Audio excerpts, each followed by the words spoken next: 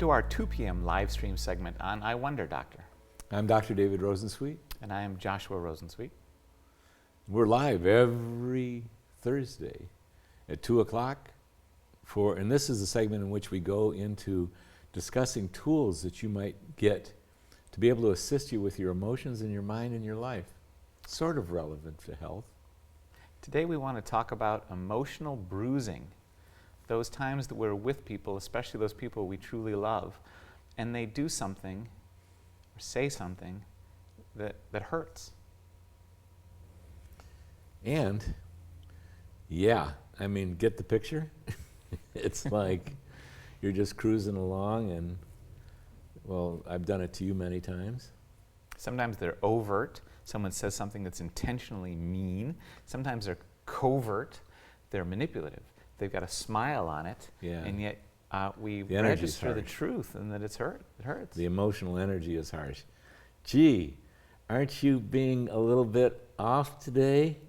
You know, the facial expression, everyone knows the truth anyway. Everyone can feel the truth.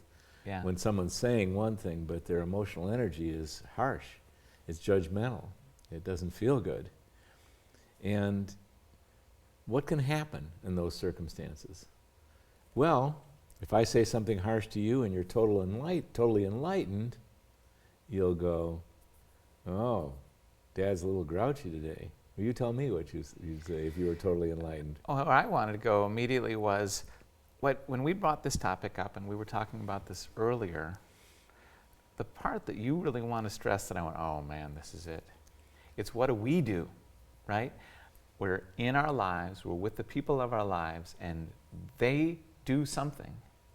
And how we react to what they do, that's what we have power over. That's everything. That's everything. That's what we have power over. So someone says something harsh or judgmental to me, or they're being kindly honest to me and just telling me the truth about something they've observed in me that they thought was not quite okay and not okay for them. Well, my initial response, let's go for the latter first. Let's go for you, for example, or Kim, for example, has said something to me that she said, an example would be like, David, you're a little grouchy and uptight. I understand that you're interested in the topic, but you're a little grouchy and uptight.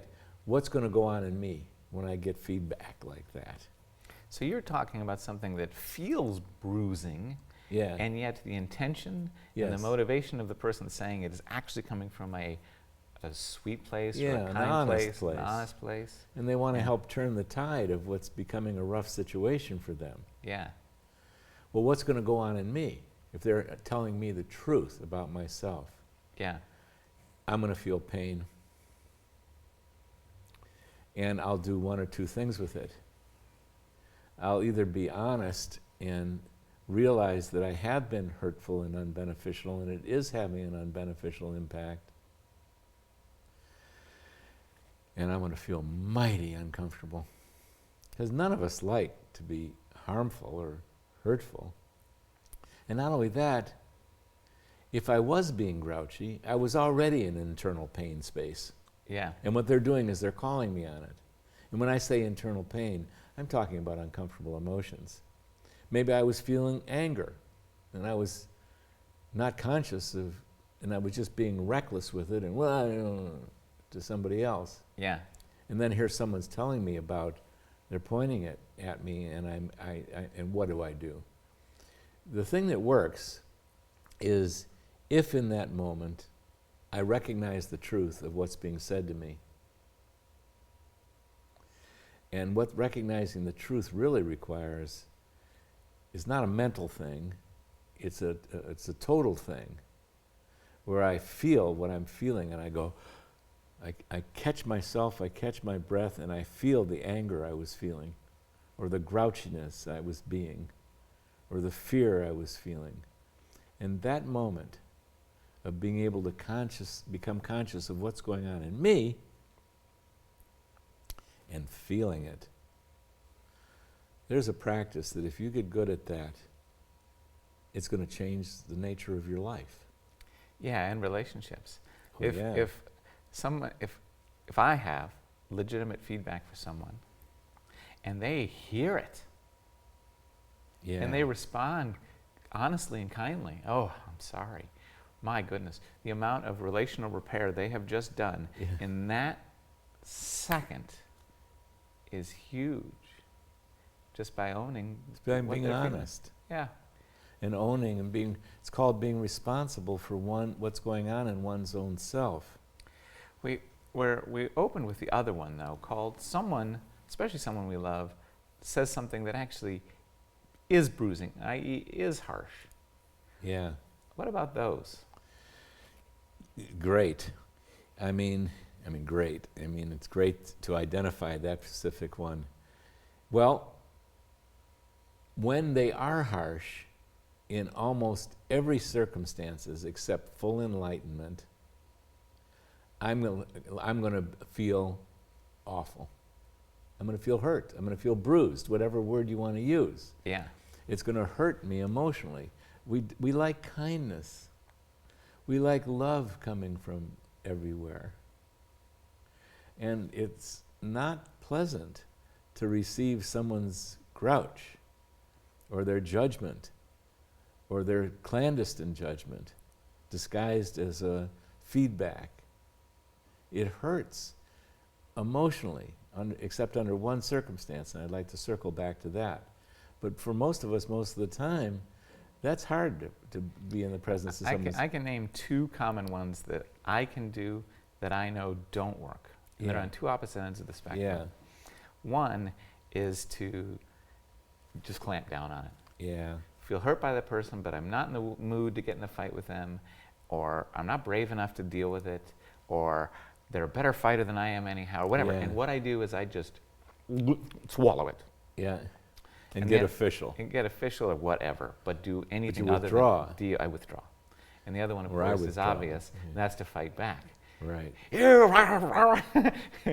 And we probably, I mean, these Anyone are so who's experimented universal. with fighting Yeah, knows it goes nowhere but to suffering and pain. yeah, It's very rare that anything significant of benefit happens, and even if it does, there's been so much blood spilt on both sides, not literally, but emotional pain, that, you know, it's a mixed experience of a breakthrough you might have. yeah. I don't have a lot of love or respect for those kind of, well, oh, and things get better. And so, yes, that's how I could respond.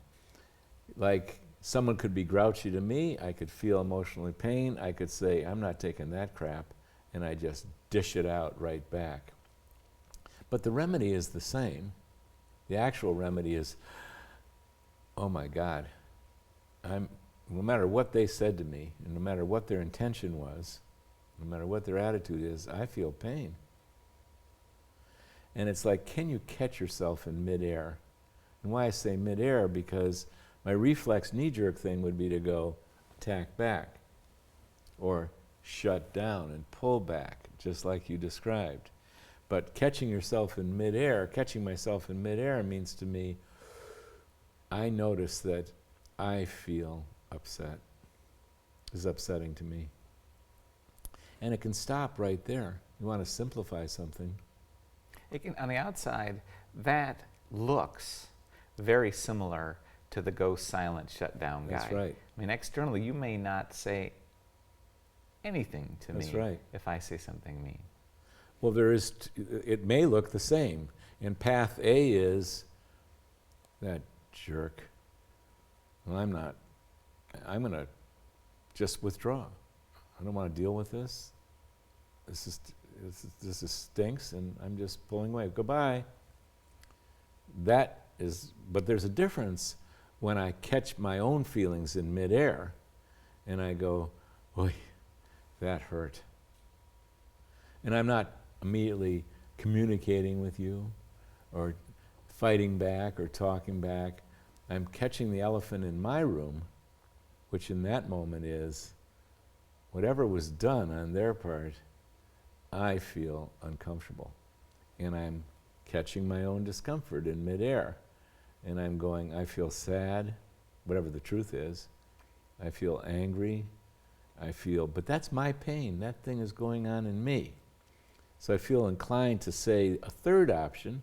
If I was totally awake and totally enlightened and totally connected to all of life, I would go, oh, they just threw a javelin at me, an emotional javelin. And yeah, obviously they're having a bad day, you know, and I can appreciate that. It's okay. I've definitely had my bad days, and it doesn't hurt because I'm not really triggered. I'm not really hurting myself. I'm just, because I'm connected to myself in life and I'm seeing someone else is having a bad day. These are the various things that can happen under all of it looks the same, emotional bruising. Someone's doing something harmful, hurtful. There's lots of different responses. The healed, totally awake response is, aw, they're so upset. And I go, you having a rough day?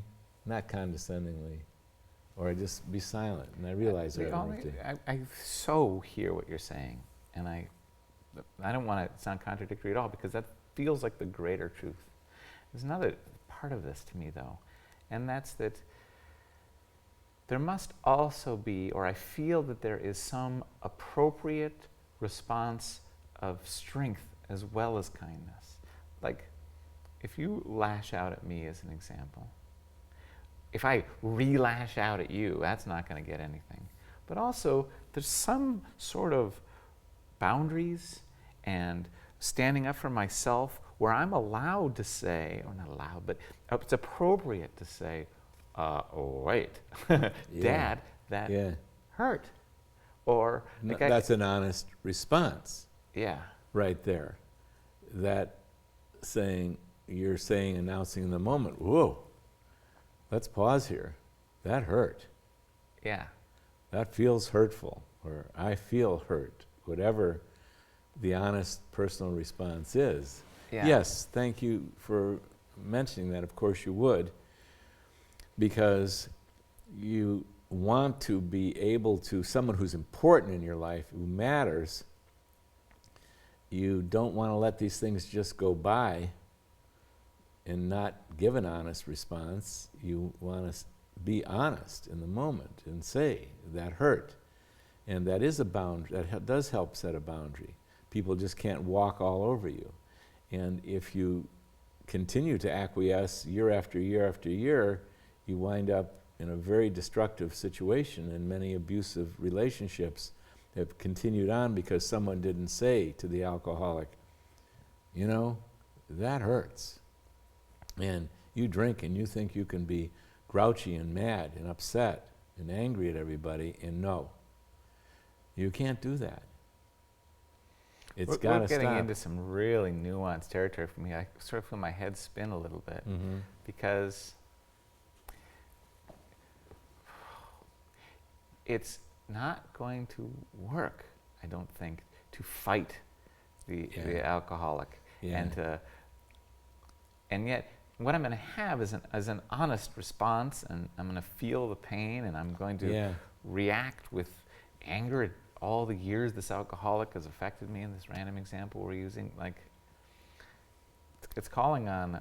Well, the ideal thing, just for in the complexity of human life and getting good at it, ideally you start speaking up right away. Yeah. And it doesn't accumulate for years.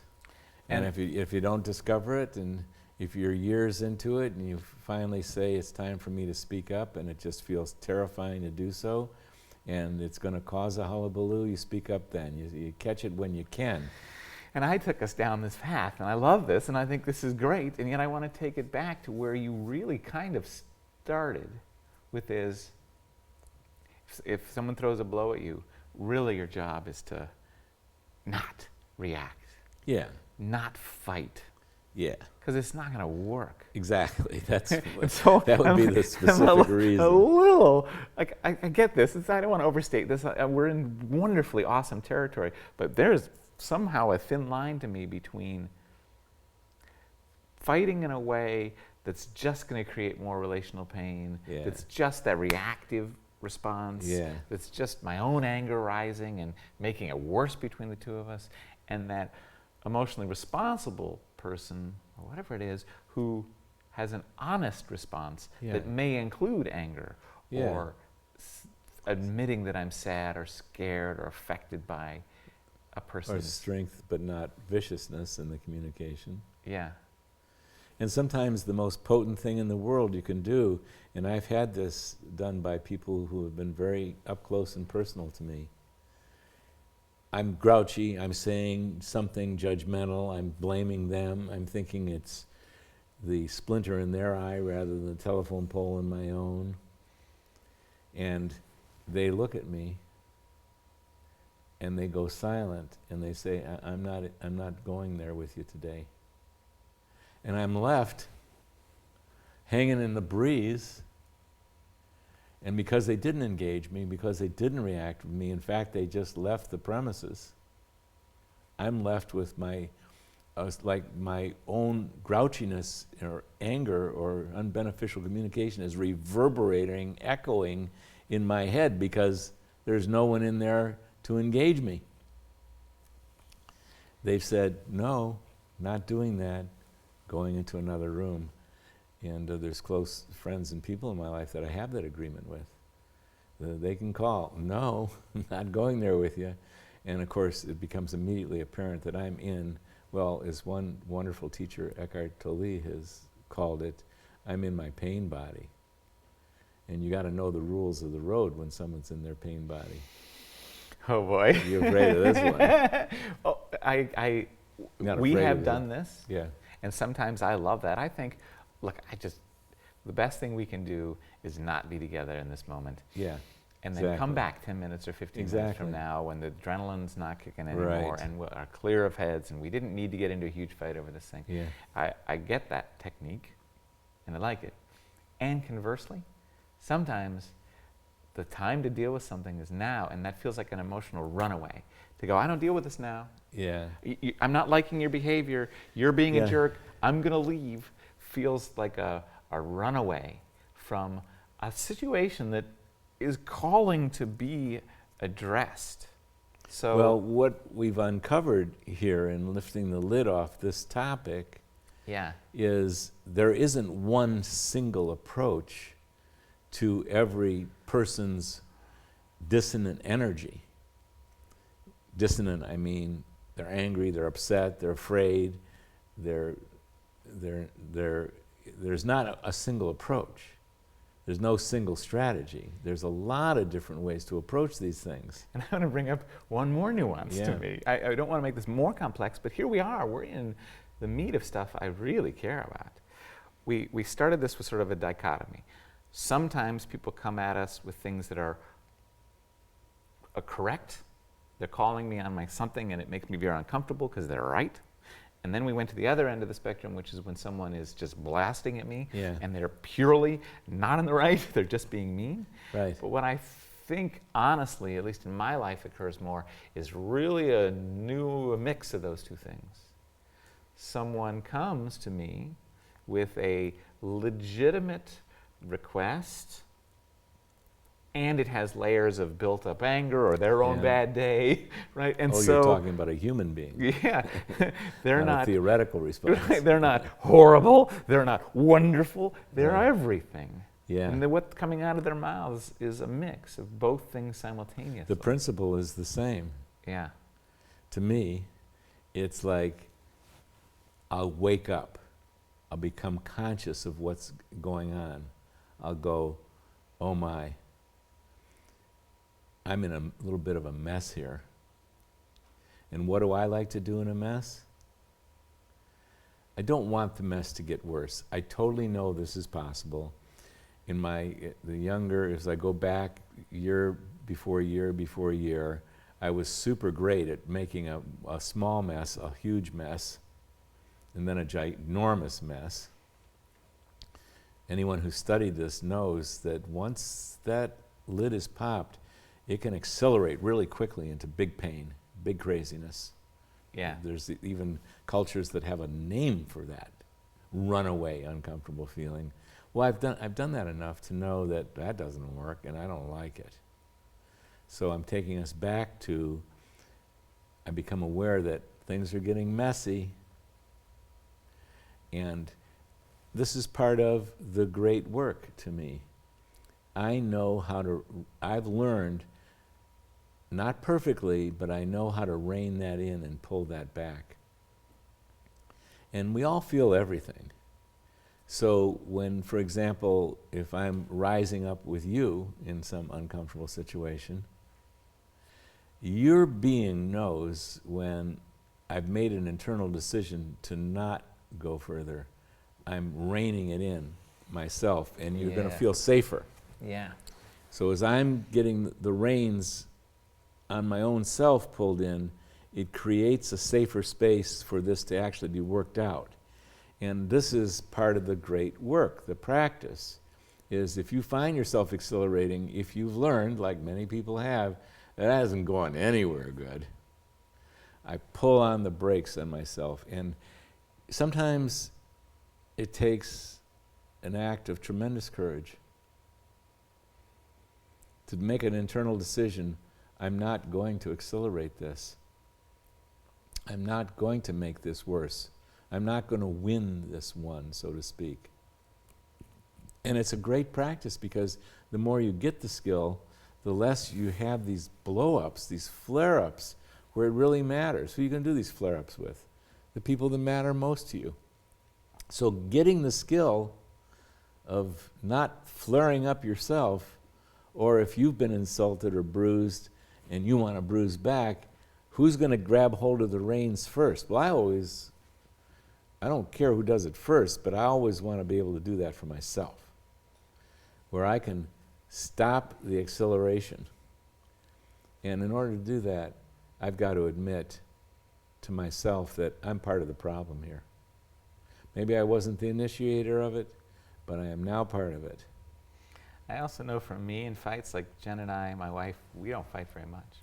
But when we do, I know that, what do I want? Do I want to win this fight? Or do I want the truth to be revealed? And they're very different motivations.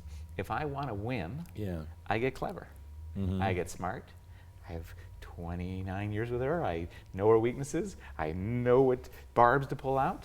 And I can win the fight. And she's pretty smart too, so maybe I won't. But if I want to win and she wants to win, we're in trouble. Have you ever been in a situation where winning takes place? No. By the way, I'm using this example with my wife. Never happened. Because Jen has never, ever wanted to win a fight with me. Right. She just wants to get to the truth. Right. And so if she's mad, she's constantly asking herself, like not like a ritual. Oh, I'm going to be this person. This is just how she's hardwired. Yes, right. We're just going to get to the truth. Yeah. And I'm going to be mad where I'm mad and admit where I need to admit. And anyhow, part of it is if it's going to accelerate, it's going to get loud, don't want to win. Yeah. Want the truth to come out. Yeah. If you're yelling, be ready and willing and able at any moment to go, uh-oh. Right. This is not fair. The great skill is right. Your bottom line, being able to be part of the solution. Yeah. In order to do that, you have to have, quote, control over your own emotions. Control is the wrong word. The right word is, I'm willing to take responsibility for my part. And my part is, I've gotten upset.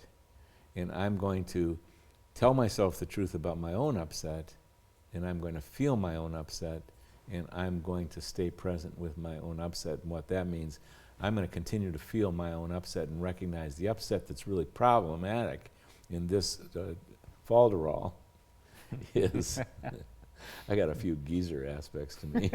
What, using the word falderall? Yeah. I like that word. I don't know if that's probably came from reading Shakespeare or something when I was 20. Or I don't know Shakespeare. Yeah. But my best skill is I'm going to own my own pain. I'm going to wrap myself around my own pain. So that's a metaphor. What that really means is I'm conscious of my own pain, and I'm feeling my own pain, and I'm feeling my own pain, and I'm feeling my own pain, and I'm taking my attention off of what you're doing, and I'm recognizing the elephant in my room as my emotional pain, and it works every time. And the more skilled you get at it, the more you're going to love it. And it's, I mean, what do I want in a fight? I want to be heard. Yeah. And when you do that with me, I'd say that there's another possible motivation, but please continue. well, right, a fight starts to emerge and I want to be heard. And if you listen, Yeah. the moment you listen, Yeah. I want to listen. That's right. I want to go, oh, but the moment you don't want to listen to me, That's right. Obviously, if I'm fully evolved, none of this counts, but I'm not. Right. If you're not going to listen, I'm going to have a hard time listening because I don't feel heard. And somebody has to step up first and listen. And I love it when I have the courage to do it. But when you do it, it's such a gift. And it's such an amazing diffuser. Of course, you being anyone I care about. But There it is. yeah. Who's going to be the first person on the block to choose to be, I'm going to listen? Yeah. She's upset, he's upset. You know, the people in my life, when they're upset, there's something to it. Even if there's layers, even if they're not communicating it Yeah. well, Yeah. they're beautiful people. Why not listen? Yeah, they're beautiful people, and probably somewhere in there's more truth than I hear. That's right. And if I give There's them a chance something to to be feel learned. heard, their greater thing comes out. Exactly. And then I learn something. Yeah, And so there's the power, there's the skill. You rein in and own our own pain and make a choice to listen. And what listening requires is the real willingness, even in the face of not such good energy. Someone might not be in their kindest, most together, most rational, most kind way of communicating. That means you've got to have the strength to be able to listen to someone when they're not feeling well and they're trying to spit out the communication. Okay, there's one more direction I want to take this, because when we chose the word bruising Yeah. to be the word to express this, Yeah. the thing, and bruises are mild sometimes. And so it made me Yeah. think of another part of this that I really wanted to touch on. And we sort of touched on it a couple weeks ago, and that's, death by 1,000 small wounds. Yeah. There's the big obvious ones where they're and then there's just a day's micro moments. Yeah.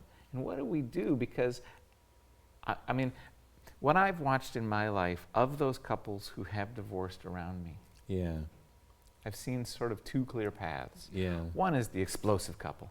Yeah. They fight a lot, and they fight louder, and they fight Yeah. louder, and they fight louder, Yeah. and they finally get exhausted, Yeah. and they break up because of that. Yeah. But the other one doesn't look like that on the surface. Yeah. They just kind of didn't deal with all That's those right. little things until collectively All of 10 a sudden or the 20 years libido later. left, the sexual attraction left, and you can be sure that if the libido and the sexual attraction is leaving, there's pain. Yeah. There's unfinished business. Trust has been injured. Safety has been injured. It is the 1,000 things. It's like you want to unravel these puzzles because that's all they are. You lost track of each other's soul. You lost track of the caring you have, the love you have. I mean, I'm splaying off in another direction right now. Yeah. But death by 1,000 silences. So what do we do in a situation with a person who is not extremely aggressive, and all they ever do is things that hurt a little bit, and they don't want to make a big fight out of it, and yet... Well, you're uncovering yet another human challenge. Yeah. And boy, talk about the variety of issues people can have. Yeah. I've seen this as a physician so often that either the husband or the wife, for example of one type of committed couple, has gotten interested in improving the relationship, realizes distances have shown up, attraction is quiet, is disappeared, pains are happening, the bruising, the wounds are happening, and they wake up 3 years later or 3 months later or 30 years later and they go, where's the love?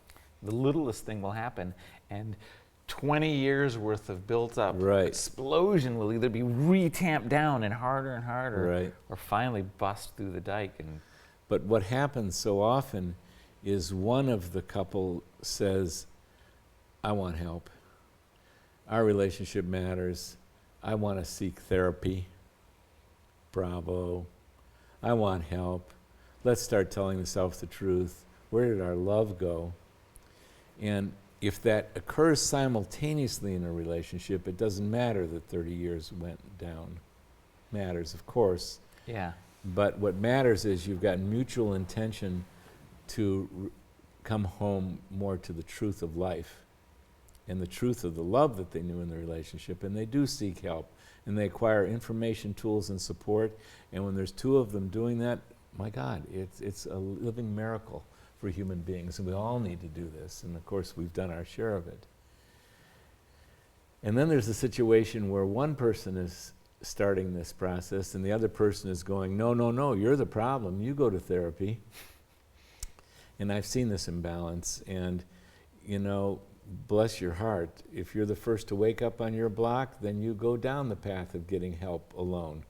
And then sometimes it actually occurs that there's a moment that you can start communicating in a way that your spouse, who's been unconscious and deaf to this and not wanting to hear it, you can speak in ways because you're taking care of your own self and you're growing spiritually, and you're able to develop the language and the truth-telling and the communication that you gain their respect, and you inspire them, and they remember somewhere back in there that you got married because you loved each other, and they join you on the path. So who's the first on the block to do it? Whoever can be the first on the block to do it. Yeah. And then you hope to goodness that the other person, and then I've also seen situations where one person really wanted to find the love and the other person didn't. And that's been the process of appropriate divorce. Because you don't want to stay in an abusive situation forever when, so I mean, oh my God, I mean, open up the can of worms. And then there's the approach of you just keep working on yourself and see what transpires, and you keep learning how to tell the truth more and more and more, and nature will take care of this. It's probably the deepest inner truth to couples counseling, is that really it's individual responsibility. It's both parties got to go for it. And They you think they're relationship issues. Yeah. And I'm uncomfortable making the statement that there are no relationship issues, although teachers have told me this over time, but I believe that. I think they're two individual issues that need healing, and they just happen to blow up in each other's presence. And I don't think because of there's the love and the relational issue. intimacy and the physical time spent with one another, they become the perfect punching bag Exactly. to bring out all the That's where they worst feel qualities. exactly. That's where they feel safe. Yeah. So they're ever so kind to the butcher and the baker and the candlestick maker, Yeah. but they'll blow up at home at their spouse and their kids, because that's the safe space. That's where you think the love is immortal, and you know what? Bad news. It is not. Everybody can be bruised. Everybody can be injured. You can bruise things beyond repair. You can really injure others. I know this. I've done this. You can lose one of the biggest gifts that you've ever been given. Because if you fell in love with someone, there's a decent chance that you really did. And you really opened. And if you're looking at that through your rear view mirror, it's not 100% common. Some people don't actually fall in love. They do something that's a little fantasy thing, and that's not what I'm talking about. But there's some people who do fall in love, and they know it. They look they back can on feel those it. first years of marriage, Yeah, and there was a blessing there, and there was Yeah. true love there, and they can see it in the rearview mirror, that's but right. they're not living it now. That's right. And boy, bless all of our hearts. That's a gift of the biggest gift that there is, and one of the things we're here on earth to do is learn how to nurture that gift, or if we've injured that gift, may we be able to do what it takes to revive it. life matters, love matters. So this little bruising topic Yeah. can take us in a lot of different and deepest of successes or losses. What I'm being left with is many things, but they all sort of are falling under one rubric, one category, and that's courage. We talked a couple weeks ago about what is a truly courageous act, and some of them are running into a burning building, but sometimes, That's right. sometimes and usually, they're a lot less fantastic on the outside. They don't look like much. They're just in those little moments. Am I courageous enough to own my own part, apologize first, fight not to win but to arrive at the truth or not fight at all, rein myself in, speak my truth but not do it unkindly, not do it abusively to the ability that I'm capable. If I step over the line, own it and own it again. Right? It's all There you go. courage. It's courage. It takes strength and courage to do those acts. It's easier to rant and rave and easier. It's more primitive. It's far more dangerous, detrimental. But yeah, courage. Strength and courage. And consciousness. You wake up in the moment and go, oh my God, where did I going on in me? And there's been times where I catch myself in the middle of, and I go, excuse me, I need to take a little break because my adrenaline's exploded in there. The easiest path for me, and I'll just say, I promise to come back and to talk about this civilly, but right now I got to calm myself down because I pulled the trigger internally, and now the adrenaline's in there, and I've got a little time lapse here until my liver processes my adrenaline, technically speaking. And there's wake up and wake up and wake up again. Like it's Yeah. I can have amazing moments and then a week later be somebody I haven't seen in 20 years. Yeah. And oh boy, it's not a finished objective. It's a work in lifetime progress. And this is so much part of being human. This is part of what human life is. This is what spiritual growth is.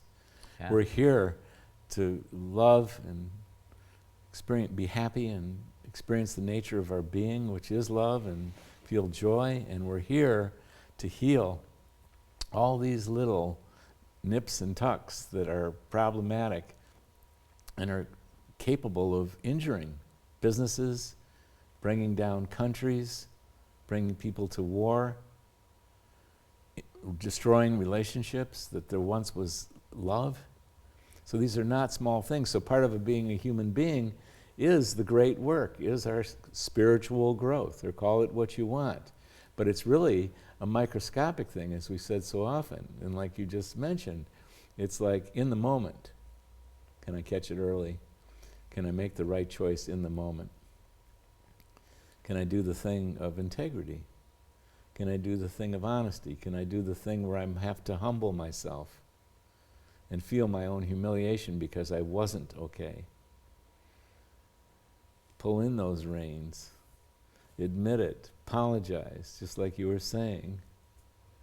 These are the acts of courage. These are the acts of greatness, and they're open to every one of us. Yeah. And our last segment, we talked about what will we reflect back on life and care the most about. Yeah. And it was about those things that are important but not necessarily urgent.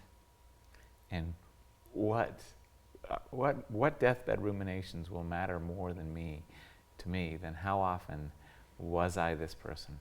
Did I show up? Did I apologize? The list of everything you just said. This is it. Yeah. This is. And it's good for your health. Yeah. Because, as long as I have been a physician, it no longer appears complicated to me how people get ill and how they get well. And it's these 1,000 little choices every day. Because if they don't make the right choice, they trigger the biology of the stress response, and you give yourself enough adrenaline and cortisol, and you wear down your thyroid enough over time, and you got a recipe for immune system that doesn't work right, digestion doesn't work right, and goes on from there. And so what can you really do about it? Well, the great news is, if we've dug ourselves into a hole, healing is possible. And this is how we do it. And it's moment by moment by moment. You make good life, momentary, emotional, communicative, personally responsible choices, and life improves, and your health improves. Well, that was bruising. This is great. That was the topic of bruising. Yes, that was bruising. Dad, thank you for Thank yet you. another Thank valuable you. for me Exactly, for me. conversation. It's an honor to be with you all.